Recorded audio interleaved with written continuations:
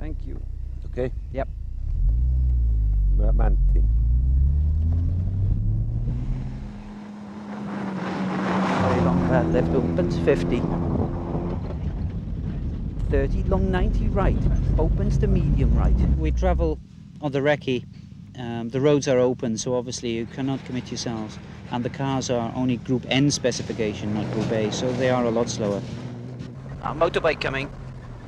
We do meet traffic, and we generally practice together, so at least one car is telling us if any traffic's coming, so we can at least take the line.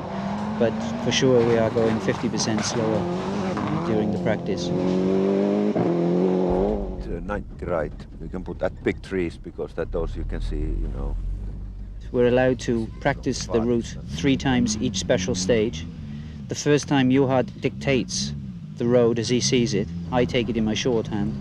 Then the next 2 times we then set about checking, modifying, making them slower, faster, whichever suits. Absolute right 120, flat left over. And obviously then during the rally then I read them back to him, so it's telling him exactly what gear he should be in, how fast the corner is, where his braking points are.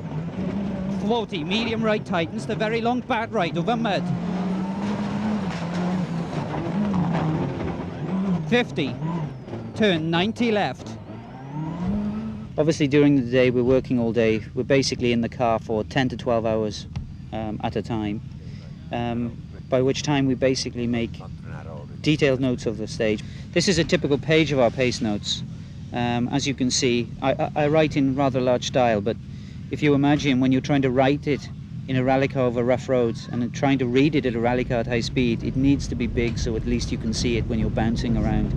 We actually call this a descriptive system, where we have a description, a word for a corner, so immediately, as soon as he hears bad, fast, he knows exactly what gear he should take and how tight the corner is. And medium right and fast left 30. Very long bad left opens. It's a tight corner. It's long as well, and it just opens towards the end, so the driver knows to accelerate. And turn bad right, which means it's a junction and a fairly tight one as well. I mean, the right and left obviously is explaining him which way to turn, but the bad is the most important thing.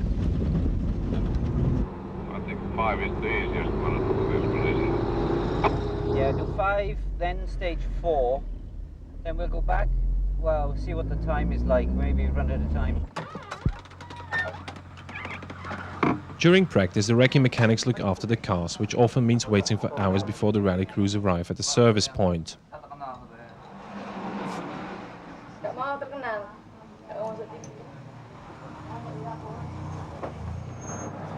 When they finally arrive, the mechanics have doubled up as cooks and prepared a well-deserved lunch.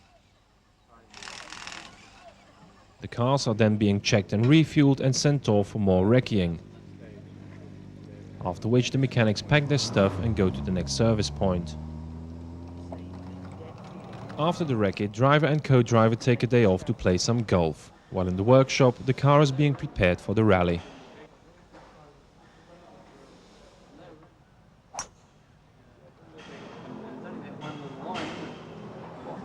Everything is being checked and double-checked, and after the final eagle of the day, the car is then put through scrutineering.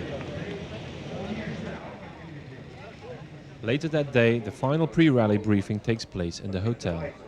During a rally, each car uses 20 tires a day, which means 60 tires a rally. As the team has to be prepared for all kinds of weather and road service, some 1,000 tires of different types make the journey. A rally car, of course, doesn't move an inch without fuel, and it needs lots of the stuff. Depending on the state and length of the stages, it takes some 2,650 liters of fuel per car to cover recce and rally.